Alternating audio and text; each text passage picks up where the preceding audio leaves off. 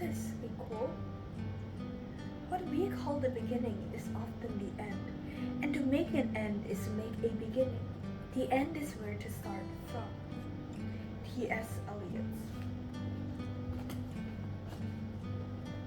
I've always been curious about this quote, not understanding the true essence beneath Eliot's words, well, up until I read Shuggie Bain by Douglas Thorpe.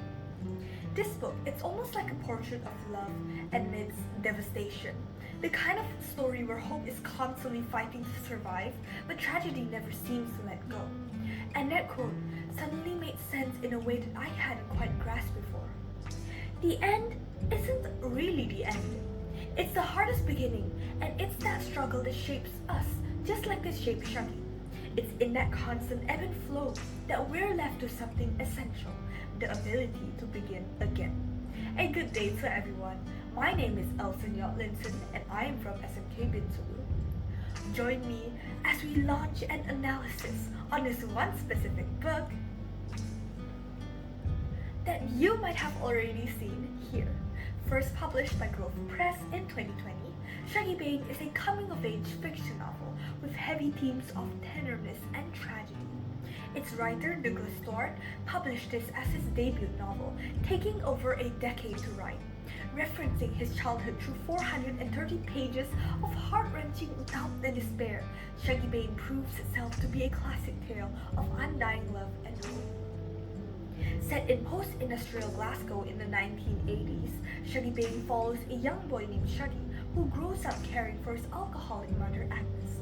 This novel captures the undying love a child has for his mother, sacrificing his childhood to act as her caretaker. It also tracks Agnes's tragic spiral into addiction, her fight to stay sober for her children, and her eventual relapse. Despite her destructive behavior, you just can't help but root for her, hoping for her recovery. The story delves into Shuggie's struggle with his own identity as he grapples with being misunderstood in a harsh judgmental time, bullied for being different. In this scene, Shuggie acts as a catalyst for acceptance for every child that has grown up not fitting in. But we don't only see this happening in stories or books.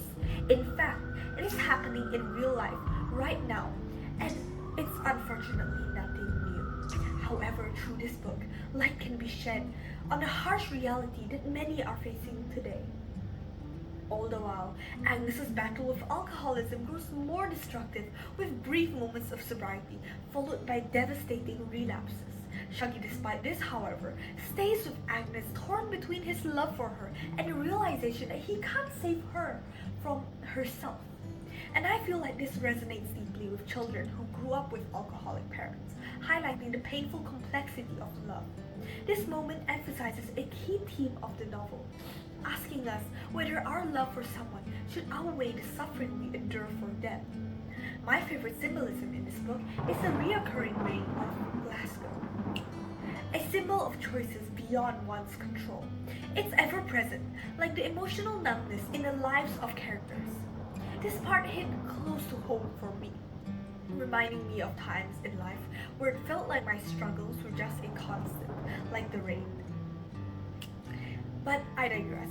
By the end, Shuggie begins to understand that while he cannot fix his mother, he must find a way to move forward on his own. The novel closes on a bittersweet note, but hopeful all the same. This scene is a monumental moment where we see how Shuggie has grown and found himself in the absence of his mother. Of course, I won't be talking about all the events here. That's for you to find out and me to cry about.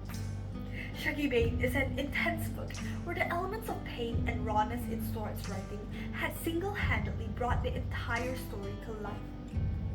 Delving into previously undiscussed topics, the novel depicts a cycle of addiction and poverty where desperate communities turn to the brief euphoria of alcohol and gambling to cope with loss, as seen in Agnes. Her character had made me learn that despite our flaws and mistakes, there will always remain a hope of humanity within us. Walking us through the intricacy of love and loyalty, Shuggie Bain completely changed my perspective towards conventional views on love. Shuggie stood strong beside his mother, clenching to the fading hope that she would get better. Love winning over everything else.